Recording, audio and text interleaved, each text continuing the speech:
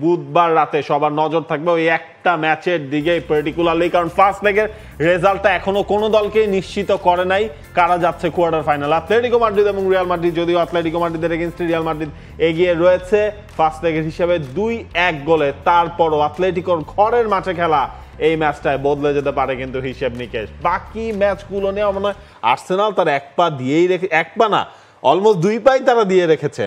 7 গোলে তাদের ফার্স্ট লেগে জয় ছিল। প্লিজ কেউ মাইন্ড করবেন না, বাকি ম্যাচগুলো আর্সেনাল ম্যাচ তো দুধভাতই, কোনো সন্দেহ নাই। অ্যাস্টন ভিলারটা 3-1 গোলে তাদের জয় ছিল। ম্যাচটাতেও হয়তো কিছু নাটক হতে পারে। আমার মনে হয় যদি যে নাটক জমার কিছু থাকে সেটা লিল ডর্টমুন্ডের ম্যাচ হবে, এবং আমার ধারণা লিল উইল হ্যাভ অ্যান অ্যাডভান্টেজ, লিলের ঘরের মাঠে খেলা এবং বরুসিয়ার অবস্থা ভালো না।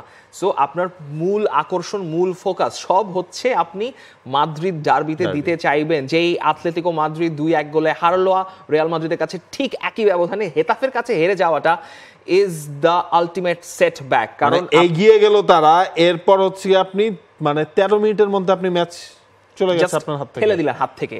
কিন্তু একই সঙ্গে রিয়াল মাদ্রিদকে যখন আপনার ফেস করতে হচ্ছে সিভিতাস রিয়াদের মেট্রোপলিটান, এবং পরের সপ্তাহে অর্থাৎ লা লিগাতে আবার আপনাকে খেলতে হবে বার্সেলোনার সঙ্গে, রিয়াল মাদ্রিদ বার্সেলোনা, সেই চাপটা হয়তো আতলেতিকো মাদ্রিদকে এবার একটু স্কুইজ করতে পারে।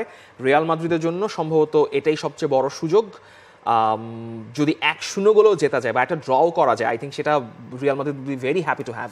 তবে আমার মনে হয় ম্যাচটা যদি আতলেটিকো মাদ্রিদ যদি আপনার প্রথমে একটা গোল যদি দিয়ে দিতে পারে, ম্যাচের চিত্রনাট্য আসলে পাল্টে গেলেও পাল্টে যেতে পারে, তখন উল্টো রিয়াল মাদ্রিদ চাপে পড়তে পারে। যদিও এই টুর্নামেন্টটার নাম তো চ্যাম্পিয়ন্স লিগ, সেখানে চাপ যেন রিয়াল মাদ্রিদ ফু দিয়ে আসলে উড়িয়ে দেয়। এই ম্যাচের প্রেডিকশন এই সপ্তাহের আগে আমি অন্যরকম প্রেডিকশন দিতাম, কিন্তু এই সপ্তাহের প্রেডিকশন হচ্ছে একটা ম্যাচ ড্র হবে, 1-1, 2-2 যেটাই হোক, তবে ড্র হলে রিয়াল মাদ্রিদ আলটিমেটলি এটা আর বলা লাগে না, আসলে আপনারা মানে জ্ঞানীরা বুঝে নিতে পারবেন।